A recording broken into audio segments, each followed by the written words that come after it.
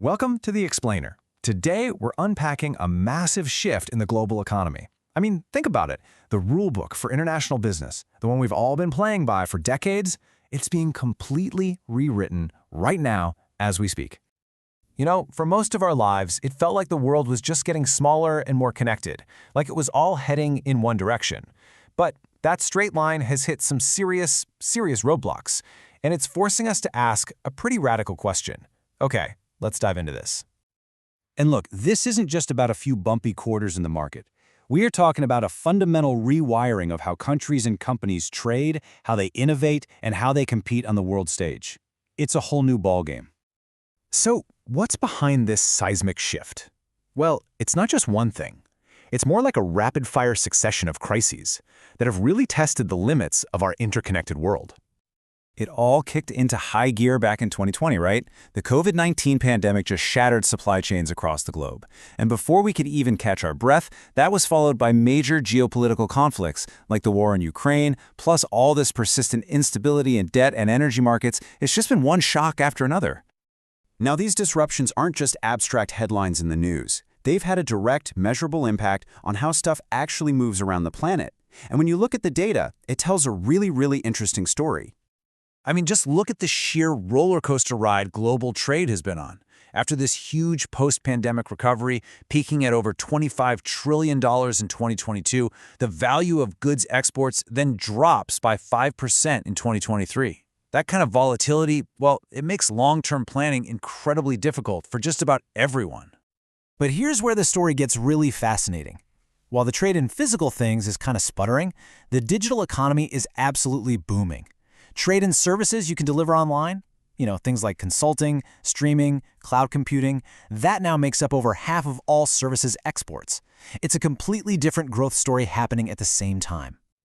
And it's not just what we're trading that's changing, it's also who is doing the trading. The traditional engines of global commerce are shifting. In this recent recovery and slowdown, it's actually been developing countries that have often outpaced the developed nations in export growth. The whole economic map is being redrawn. So, in response to all this chaos, governments aren't just sitting back and watching it happen. No way! They're actively developing a new survival kit, a totally new set of rules designed for this turbulent new era. And we really have to rethink what regulation even means anymore. It's evolving. It's no longer just about putting up walls or adding red tape. It's about creating these really sophisticated strategies to navigate uncertainty and, hopefully, build a more stable system for everyone. This new playbook is incredibly diverse, and you can see it has a clear focus on proactive goals.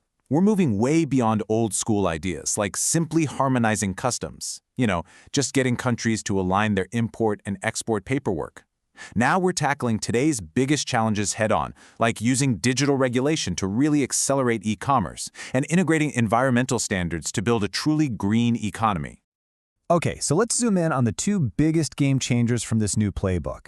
We're talking about these massive parallel pivots toward a more sustainable and a more digital future. To really get the scale of this digital transformation, just look at this number, $3.8 trillion. This isn't some niche market on the side anymore. This is rapidly becoming the dominant force in how countries trade services with one another. It's huge. To manage this digital boom, you've got nearly 90 members of the World Trade Organization negotiating a new set of rules as we speak. And the goal here is to make digital trade more predictable and, this is really important, more accessible for the little guys, for small and medium-sized businesses, not just the tech giants.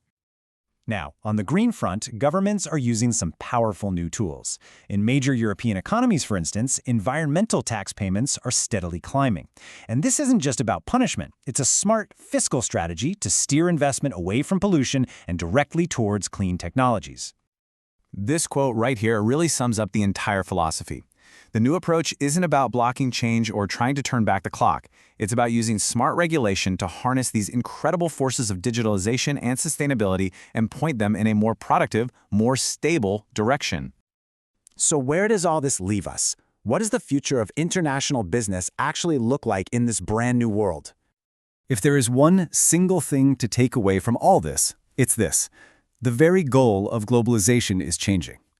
For decades, the name of the game was all about efficiency, speed, and cutting costs, right?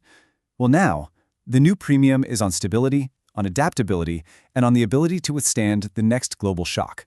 It's about building a system that can bend without breaking. And that leaves us with the big question for the next decade. As these rules are rewritten, the game is going to create new winners and new losers. The countries, the companies, the industries that can master this new playbook, the ones that go digital, go green, and build for resilience, well, they're the ones most likely to define the entire next chapter of the global economy.